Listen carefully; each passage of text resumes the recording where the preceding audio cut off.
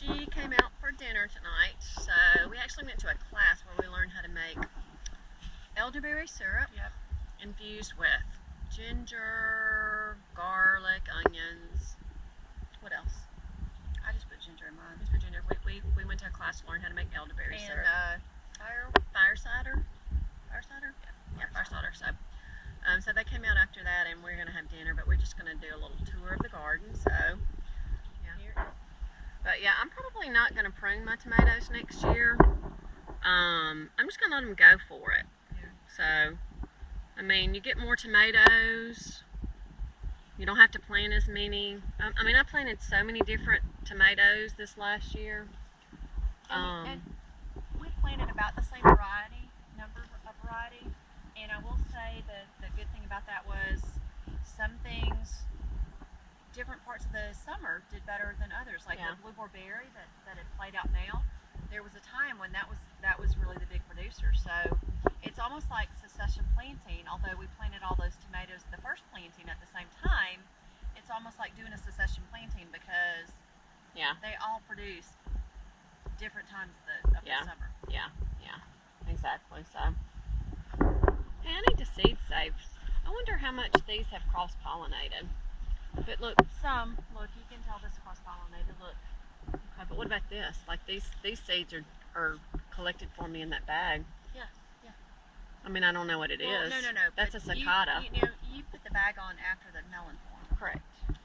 So it could have cross-pollinated. But those are going to grow something. They're definitely going to grow something. You don't know what it's going to grow. So. But if you're going to seed save, you want to put the bag on before the bloom even opens. I'm saving these. I don't know what they're going to grow, but I'm saving them. Yeah, you can just mulch over the kohlrabi and just come and harvest it when you want it. You don't have to bring it in the house.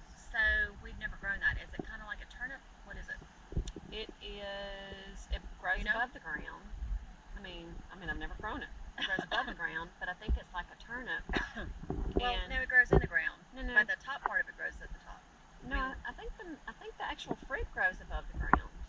We don't know. But when it's completely mature, we'll show you. Because right now we're I think the turnip of the kohlrabi. I'm not even sure I'm saying it right. I think it sits on top of the ground. Yeah, I think it's in the ground. It's a root.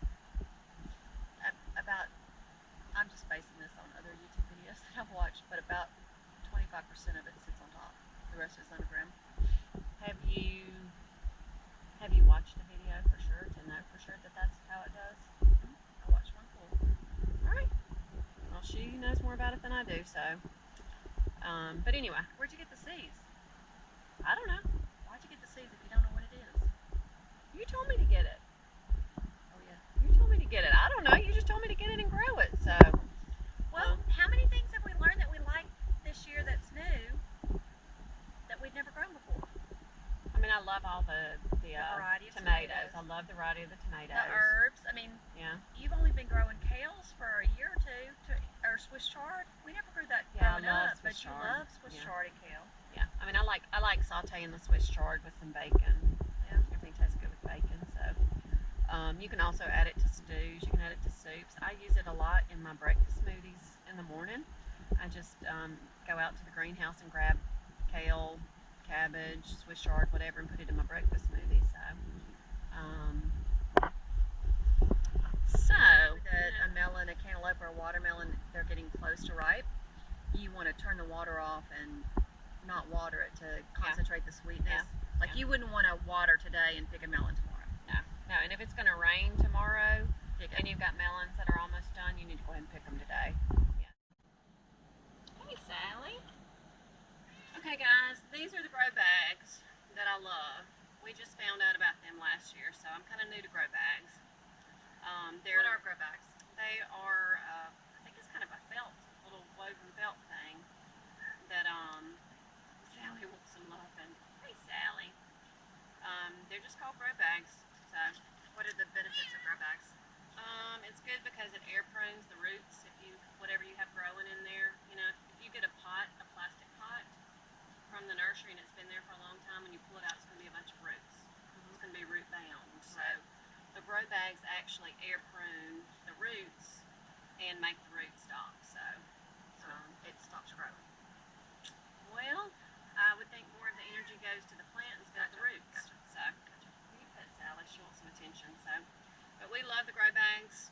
different sizes. This is a 5-gallon one. We've got a 20-gallon. They come in 7 gallons. These are the 5 gallons that we started with. So I like them because you can move them in and out of the greenhouse depending on what the weather's going to do. And they're reusable. You know, they don't look great the second year, but I don't really care. This is growing food for me. So what we're going to do today, they actually have some of the fall season. Hey, Sally. They have some of the fall season crops at the co-op. So I got those today. So we're going to plant. Now you could plant one variety in each grow bag. I kind of like planting one of each in each grow bag. You know, last winter I just grazed around my greenhouse. I would just go by each grow bag and get, you know, some kale, some celery, some cabbage leaves. So I just kind of grazed around the greenhouse. So I kind of like planting one of each in my grow bag. So the 5-gallon grow bag is big enough to plant 4 things. So I'm going to do this is a curly kale. So I'm going to do a curly kale. You want one?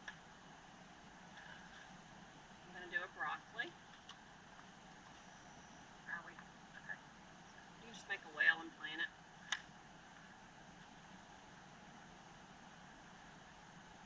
I need more dirt in mine, but I'll get some in a minute. Well, how about we just put them on top and then we'll fill it with dirt on top of it. We can, shall we? Okay, so we got a curly kale, and this is broccoli. I actually have some green. I've got some calabrese. Is that how you say it?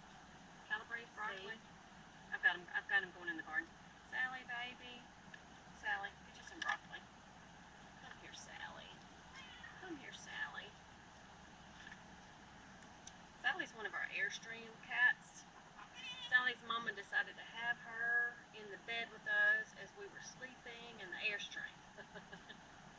Right? Lovely. When we lived in the Airstream. Okay. Right. I've never grown cauliflower. Have you? You ever grown cauliflower? Okay. So, put a cauliflower. I'm kind of doing mine on, you know, the 4 corners. Yeah. Is that what you're doing? Yeah. Okay, so we got broccoli, we got cauliflower, we got kale, celery, and celery. I have never grown celery before last year, and it is the coolest thing because you just go out when it gets big enough and you take a stalk and you take a stalk and it puts up more stalks. So that's cool. That is cool. So we need some dirt to backfill it. Yeah. Yeah. Push the dirt right there on that thing. I'm gonna Sally, baby girl. I'm gonna move it in a little bit. So. So you have to keep it watered. So that's the only downside to the grow bag. You have to keep it watered. You'll need to water it at least every other day, sometimes every day in the summer because it dries out so fast. So, but anyway, that's the grow bag. We love them. They're reusable. I don't know how many years I'm going to get out of the grow bag, but I like reusing it and recycling it and moving it in and out of my greenhouse. So Sally likes the grow bags, don't you?